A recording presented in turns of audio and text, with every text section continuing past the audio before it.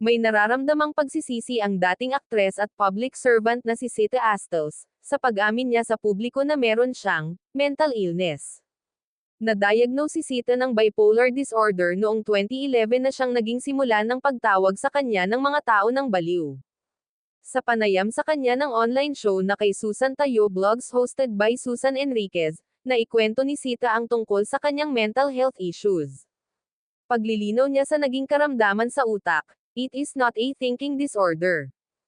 It's a mood disorder. It's an emotional disorder. Ganyan kasimple ang ating psychiatry." Dagdag pa niya, "If you're hearing voices, it's because you're schizophrenic.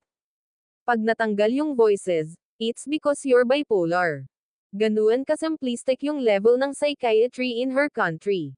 Sa ngayon daw ay may mga time-take pa rin siyang mga gamot para sa kanyang mental health disorder. It's a very low dosage.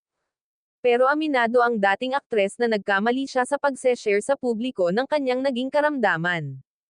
Aniya, "I was hoping my coming out in the open will help people understand and cut down on stigma, kaya lang hindi rin nangyari. Ang problema, sa Tagalog, any mental illness na kalumpsum na baliw." Ayon pa sa kanya, "Any mistake you make, anything, you're walking down the street, you'll hear people say, 'Ayan naglalakad na naman kasi nabaliw na naman.' Minsan mapapaaway ka kasi may mga tao, nandyan ka nakatayo, lalapit baliw yan. Pag binalikan mo, para kamprontahin, they deny it." Kwento pa niya, nagsimula ang lahat noong 2009-2010, nung ninakaw yung lupa ng mami ko sa Mindanao.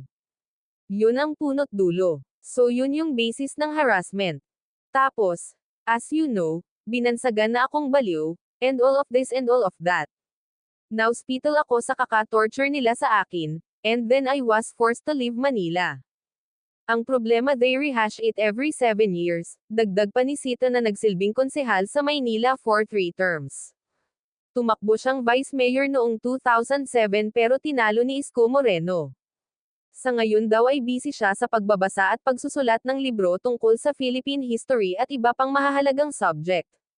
Sa tanong kung paano siya nabubuhay at kung saan kumukuha ng panggastos, yung mga luma pong utang-utang sa akin.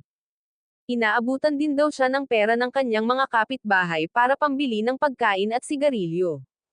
Diretsahan din siyang tinanong kung isa siyang drug addict. Tugon niya, "Hindi naman po."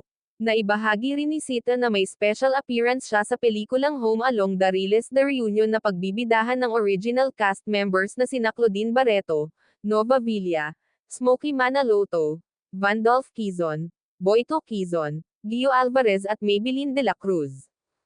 Inalala ni Sita ang naging reunion nila ng cast noong 2024, "That was so touching. It was really appreciated by me that the kids remembered. Pwede namang sila-sila lang yun kasi sila-sila lang naman ang close talaga. Pero hindi nila kami pinabayaan. So that was very touching." Ani Sita na aminadong sobrang namiss niya ang showbiz.